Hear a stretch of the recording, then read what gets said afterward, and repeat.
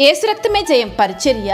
ప్రియ రక్షకుడైన యేసుక్రీస్తు నామమున ఈ ఉదయకాలంలో మీ అందరికి శుభములు కలుగునుగాక. కోపము మానుము, ఆగ్రహము విడిచిపెట్టుము, వ్యసన పడకుము, అది కీడుకే కారణము. కీడు చేయువారు నిర్మూలమగుదురని దేవుని వాక్యం హెచ్చరిస్తున్నది. నా సహోదరి సహోదరులారా, నరుని కోపము దేవుని నీతిని నెరవేర్చదు.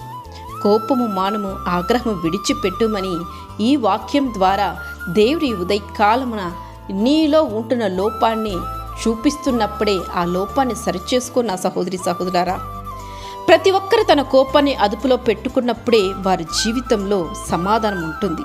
ఈ రోజుల్లో చాలా కుటుంబంలో సుఖము, సంతోషము, సమాధానం లేకపోవడానికి ఒక ప్రధానమైన కారణం భార్యాభర్తల మధ్య కోపతాపాలి. భార్యాభర్తల కోపాన్ని అదుపులో పెట్టుకోలేకపోవడమే. భర్తకు కోపం వస్తే ఎటు పడితే అట్లా భార్యను మాట్లాడడం, భార్యకు కోపం వస్తే ఎలా పడితే అలా భర్తను హింసపరచడం, ఇలాంటి పనుల వల్ల సాతాను నీ కుటుంబంలో చొరబడతాడే తప్ప నీ కుటుంబంలో సమాధానం ఏ పరిస్థితిలోనూ నిలవదు.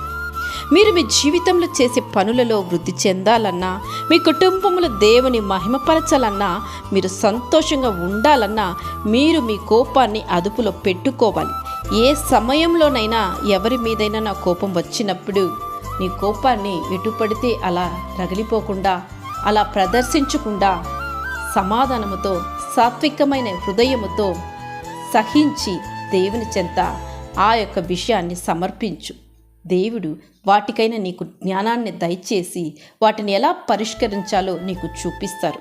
మృదువైన మాట క్రోధము చల్లార్చును, కోపము మానుము, ఆగ్రహం విడిచిపెట్టుము అని దేవుని వాక్యం సెలవిస్తుంది.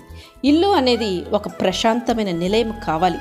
సుఖానికైనా సంతోషానికైనా సంస్థానం కావాలి తప్ప కోపాన్ని అదుపులో పెట్టుకోలేకపోతే ఆ కుటుంబము కూలిపోతుంది.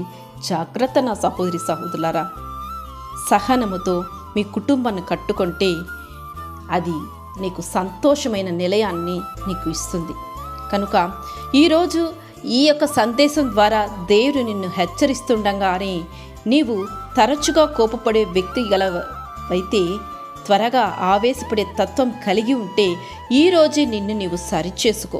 నీ కోపము, నీ ఆవేశము అనర్థాలకు దారి తీయక ముందే, నీకు నీ కుటుంబానికి నష్టం కలిగించక ముందే కోపం మానుము, ఆగ్రహం విడిచిపెట్టుము. మోషే అంత గొప్పవారే ఆ కోపం వలన వాగ్దాన భూమిని స్వతంత్రించుకోలేకపోయారు.